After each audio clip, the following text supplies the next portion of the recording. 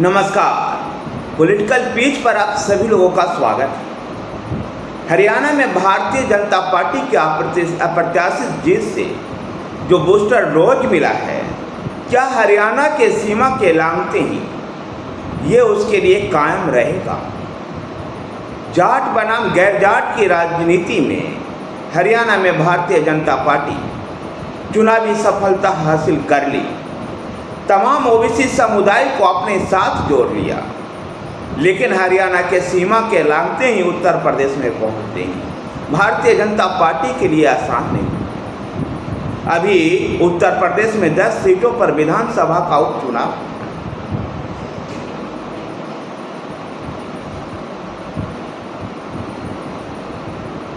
यहां पर भारतीय जनता पार्टी पश्चिमी उत्तर प्रदेश में जाट बनाम गैर जाट की राजनीति नहीं कर सकती। तो यादव वोट बैंक जिस प्रकार से समाजवादी पार्टी के साथ कमिटमेंट रखता है, इसमें यादव गैर यादव की भी राजनीति नहीं कर सकती। यादवों को छोड़कर दूसरे और जो ओबीसी पिछड़ा वोट है, जो पीडीए फार्मूले के तहत अखिलेश यादव उसको अपने साथ जोड़ने का प्रयास कर रहे हैं। लोकसभा चुनाव में उसका चुनाव परिणाम भी दिखाई दिया। ऐसे में भारतीय जनता पार्टी के लिए उत्तर प्रदेश में ही चुनौती, लेकिन भारतीय जनता पार्टी के तमाम बड़े नेता हिंदू एकता की जो मुखरता की राजनीति की शुरुआत की, उससे उनको ऐसा लगता है कि तमाम ये जातियों के जो खांचे हैं हिंदू एकता के नाम पर भरे जा सकते। यही प्रयोग भारतीय जनता पार्टी बिहार में करना चाहती, और बिहार में इसलिए केंद्रीय मंत्री गिरिराज सिंह हिंदू सम्मान यात्रा को भी निकाल रहे हैं। उत्तर प्रदेश में भी मुख्यमंत्री योगी आदित्यनाथ का जो वक्तव्य है, ऐसा एहसास दिलाता है कि इस जातीय खांचे को वो हिंदू एकता के नाम पर भरना चाहते हैं। बटोगे तो कटोगे जैसे शब्दों का इस्तेमाल कर हिंदुओं में स्वाभिमान जगाना चाहते हैं। लेकिन जाति की राजनीति को उत्तर प्रदेश की राजनीति से अलग करके नहीं आंका जा सकता।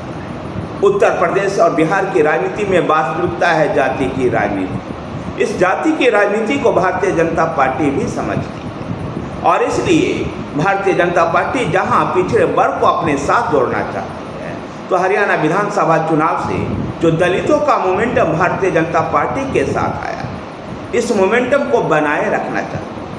और उत्तर प्रदेश का में लोकसभा चुनाव में देखा गया था कि दलित जो वोट था ये पीडीए के साथ चला गया, यानी समाजवादी पार्टी और कांग्रेस पार्टी के साथ। अब बल ये भी रहा कि हरियाणा विधानसभा चुनाव में कांग्रेस के आरक्षण को लेकर के और संविधान को लेकर के जो भ्रमित करने वाला जो नैरेटिव सेट किया गया था, उस नैरेटिव का भी जवाब हरियाणा में मिल गया।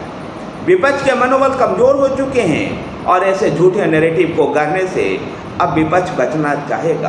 तो भारतीय जनता पार्टी का एक राजनीतिक मोमेंटम जो मिला है हरियाणा से और जम्मू और कश्मीर से, उसको उत्तर प्रदेश के विधानसभा उपचुनाव और तमाम राज्यों में इसको बनाए रखना चाहिए। दिल्ली में विधानसभा का चुनाव, फिर बिहार में विधानसभा के चुनाव में ये स्थिति को बनाए रखना चाहिए।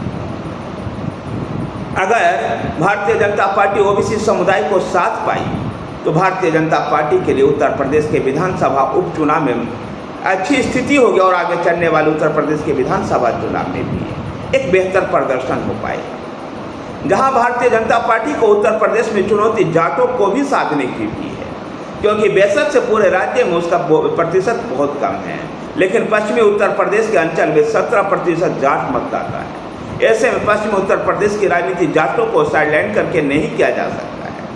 तो पूरे प्रदेश में भी ओबीसी को साधना और साथ में यादव वोटों को अपने तरफ आकर्षित करना भारतीय जनता पार्टी के लिए चुनौती है। देखना दिलचस्प होगा कि भारतीय जनता पार्टी इन चुनौतियों से कैसे पार पा पाती है।